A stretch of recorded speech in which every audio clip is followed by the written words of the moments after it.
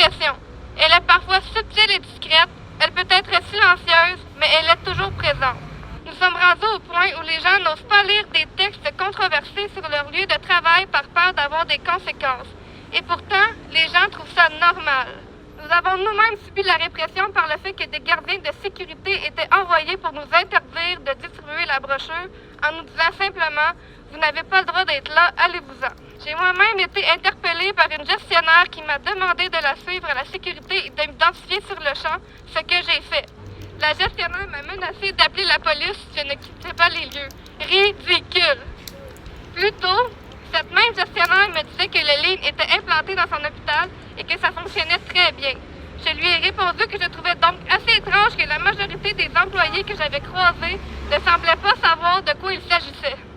Je lui ai demandé si elle travaillait beaucoup sur le plancher pour constater ce fameux succès du ligne et elle a tout simplement dit non sans rien ajouter. Pour moi, ça voulait tout dire. Ça voulait dire qu'encore une fois, des gens se croyant supérieurs et qui n'ont aucune idée de ce qu'est le travail sur le plancher nous imposent, à nous les travailleurs de la santé, une manière de travailler qui ne nous convient pas et qui est inadéquate pour assurer des soins de qualité à nos patients. Je termine en disant aux gestionnaires, je soigne des patients, pas des portefeuilles. Bravo! Bravo! La raison pour laquelle on est venu ici à McGill, c'est qu'il y avait une journée de formation donnée par un directeur de Fujitsu qui est aussi prof à McGill. Il y a donc des gestionnaires qui avaient dépensé 700 $ pour venir apprendre à implanter le lean en santé. Notre but en faisant ça à cette heure-ci était de les croiser à la sortie du cours, mais il a été annulé il y a 2 jours. Bon. À l'hôpital comme à l'usine, le lean nous rend en machine.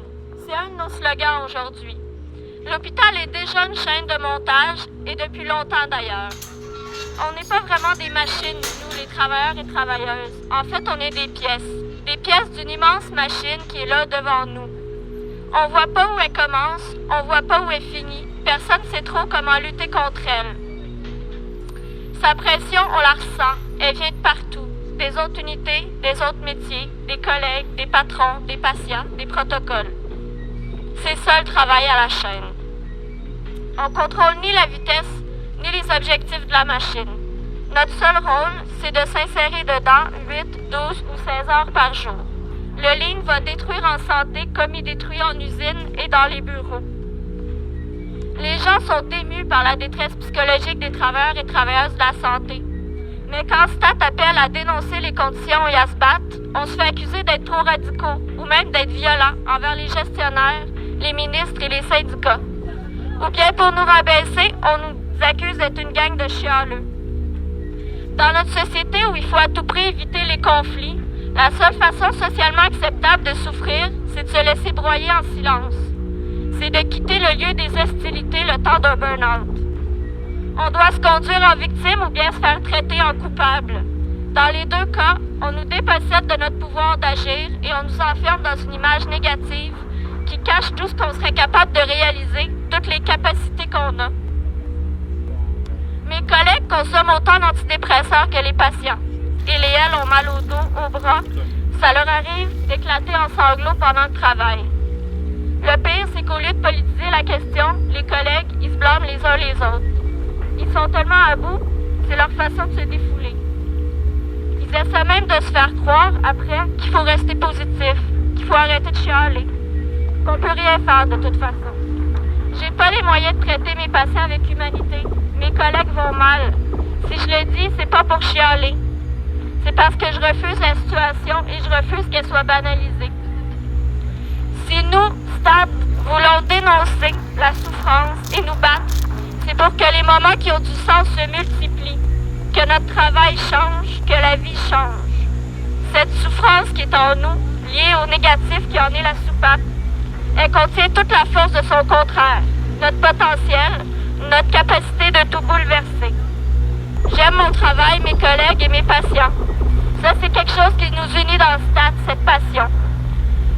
Pas juste ça, la confiance aussi qu'on a dans la force, la lucidité et l'intelligence des autres travailleurs et travailleuses. Si je résiste à la souffrance du travail, c'est beaucoup à cause de cette solidarité-là. Toute la violence, la souffrance et le désespoir qu'on vit sur le plancher, on a choisi de ne pas les retourner contre nous-mêmes.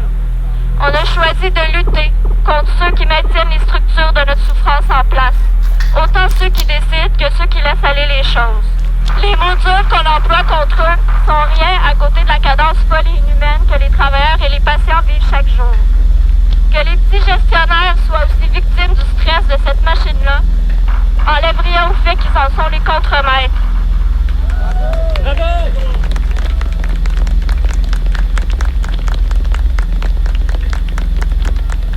Je suis content de voir aujourd'hui des travailleurs et des travailleuses de la santé venir aujourd'hui manifester contre le modèle Lean, le modèle Toyota, l'accélération de la cadence de travail, les coupures de postes, la rationalisation du travail, la surveillance entre collègues sont des indicateurs qui nous laissent entrevoir le pire pour l'avenir.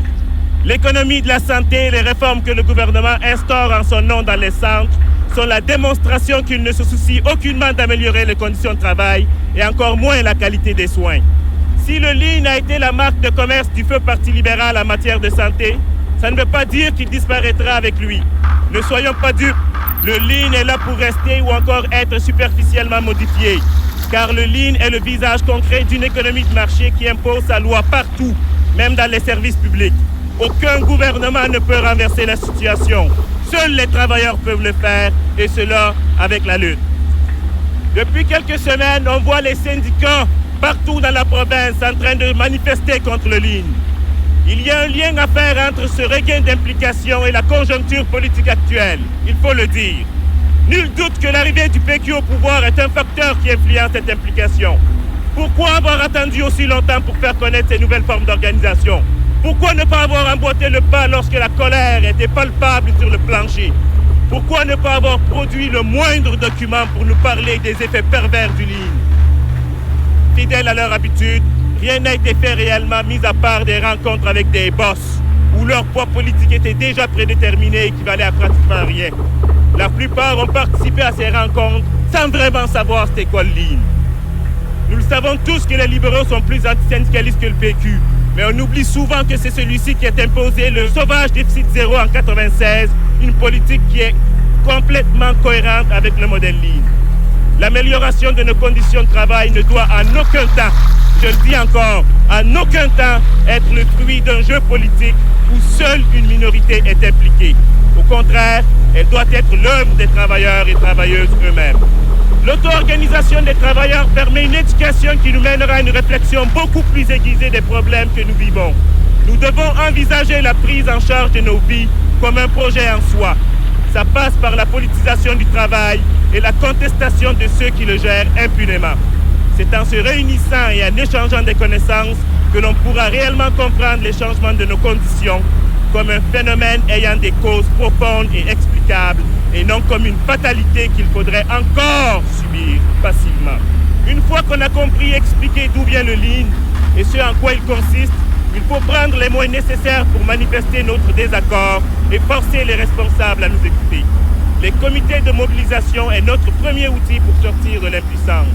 C'est pourquoi STAT appelle à la formation de tels comités partout à travers la province en vue de l'organisation d'un vaste mouvement anti-Lean. Merci beaucoup. Bravo.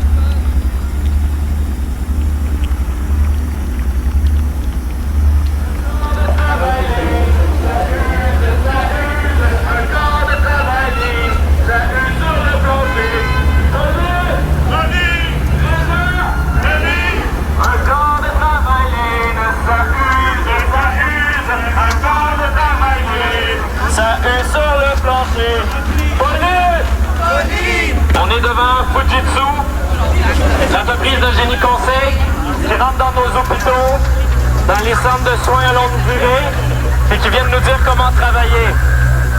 Qui viennent regarder notre travail pendant 1 ou 2 journées, puis après ça, ils chronomètrent. Ils chronomètrent tous les gestes qu'on fait pour par la suite nous remettre dans le visage où on aurait pu gagner du temps. Et des grands hôpitaux ont goûté à la sauce des travailleurs qui ont écrit cette brochure. Et la réception fut belle. Maintenant, on attend des témoignages.